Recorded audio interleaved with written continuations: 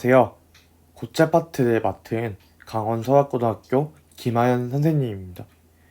이 고체 파트 같은 경우에는 화학2에서 우리가 앞에서 배웠던 기체나 액체 파트에 비해서는 내용도 좀 간단하고 그렇게 어렵지 않은 내용들로 구성되어 있기 때문에 여러분이 앞에서 배웠던 것보다는 좀 더 쉽게 배울 수 있을 것이라고 생각이 됩니다.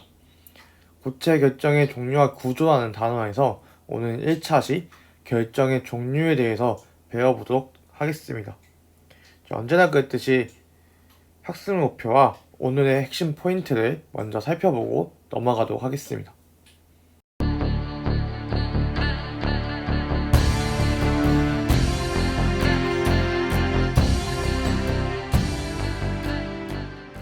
오늘 배울 내용의 순서입니다. 첫 번째, 고체의 분류. 두 번째, 결정의 종류.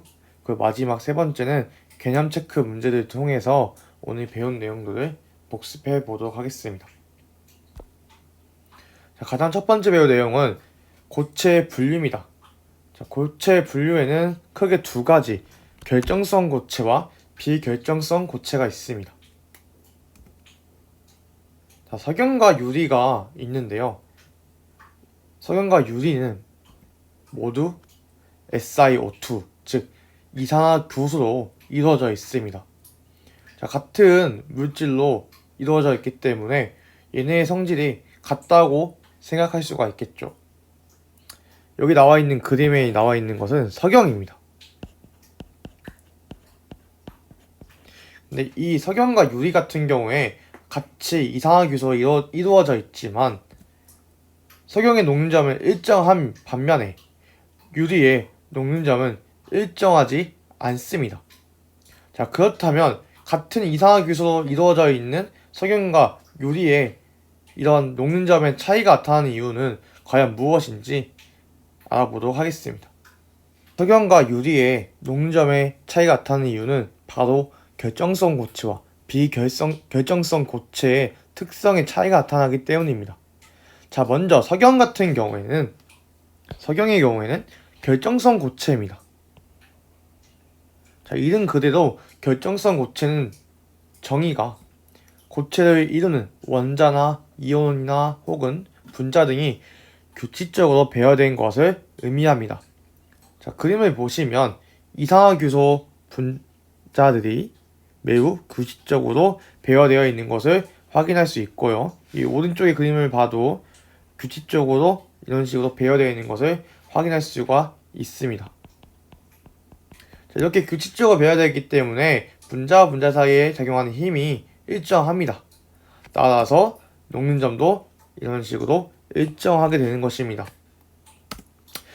그래서 결정성 고체 예시로는 우리가 잘 알고 있는 석영, 그 다음에 우리가 화학 원 때 배웠죠. 여기 있는 것들은 전부 다 화학 원 때 배웠는데 염화나트륨, 염화세슘, 구리, 드라이 아이스 등이 결정성 고체의 예시가 됩니다. 반면에 비결정성 고체 같은 경우에는 이런 식으로 보시면 분자의 배열이 매우 불규칙적인 것을 확인할 수 있습니다. 유리 같은 경우에 비결정성 고체가 되게 되는데요. 그럼 비결정성 고체의 정의는 고체를 이루는 원자나 이온이나 분자 등이 어떻게 불규칙적으로 배열된 것을 의미합니다.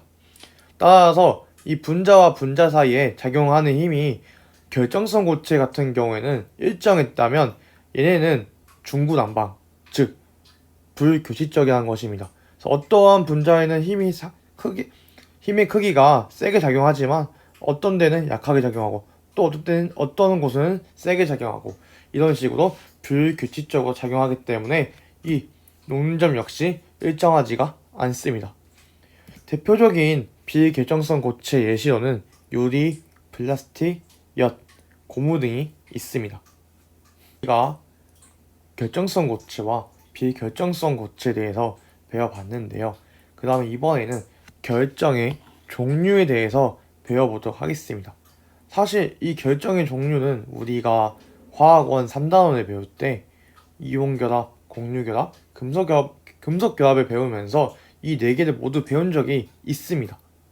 배운 적이 있지만 다시 한번 되새김질한다는 느낌으로 한번 배워보도록 하겠습니다. 자, 가장 먼저 나오는 분자 결정입니다. 분자 결정이 무엇이냐? 분자들이 분자 사이에 작용하는 약한 힘에 의해 규칙적으로 배열되어 이루어진 결정을 의미합니다. 자, 이게 무슨 소리냐?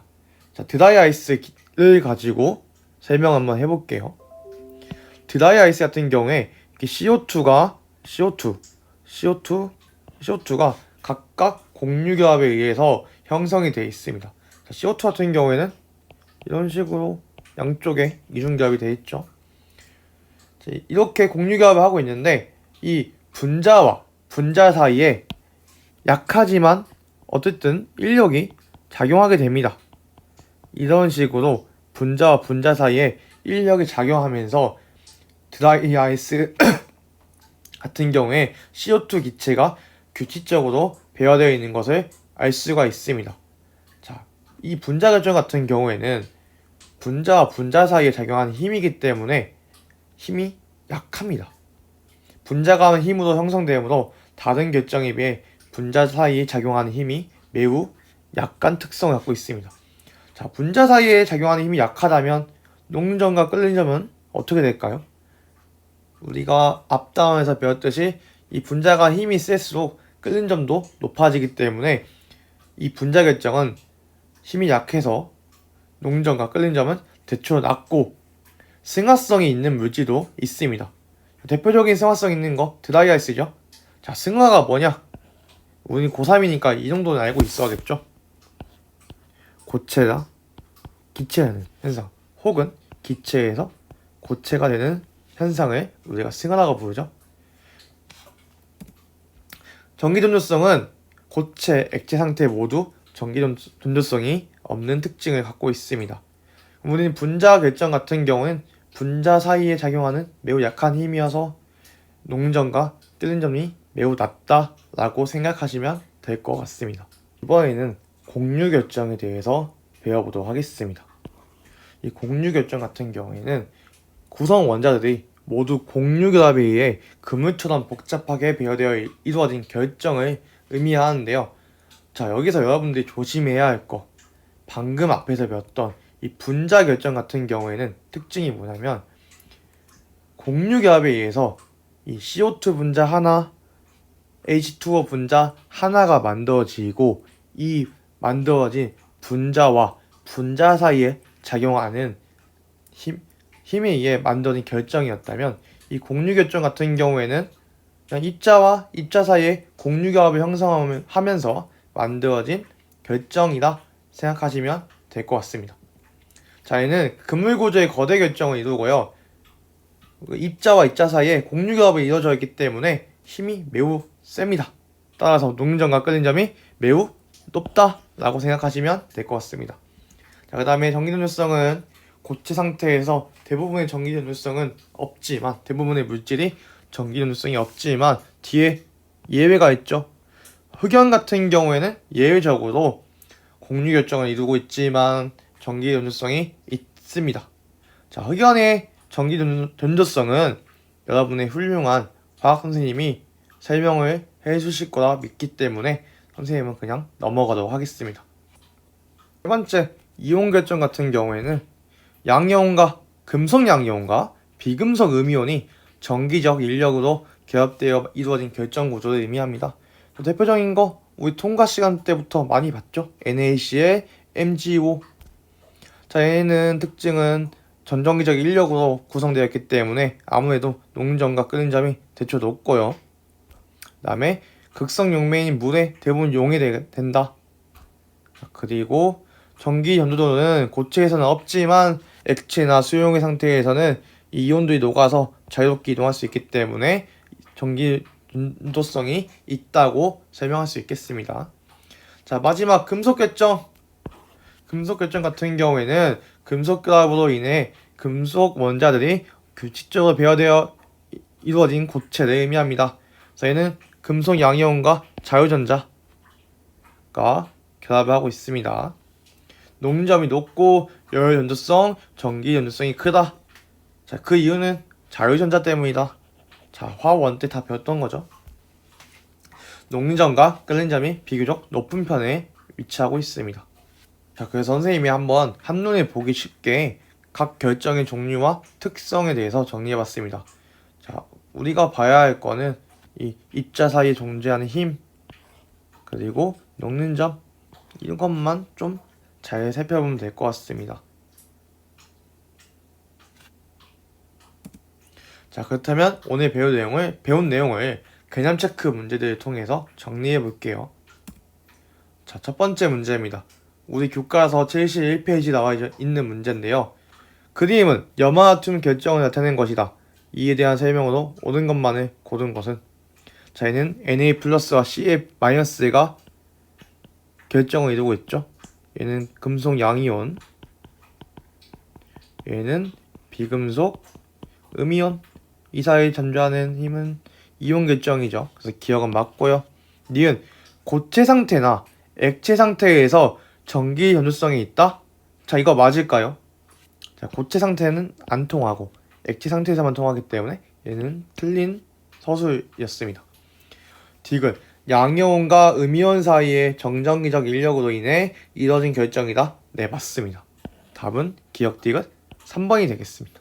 자, 이번에는 모의고사 문제 풀어볼 건데요. 선생님이 따끈따끈한 2021학년도 4월 모의고사 문제를 준비해봤습니다. 선생님이 이거 찍고 있는 날 기준으로는 오늘 오후에 나왔던 시험 문제입니다. 한번 같이 풀어볼게요. 자, I2 같은 경우에는 I2는 무슨 결정일까요? 분자가 있기 때문에 분자 결정이 되겠죠.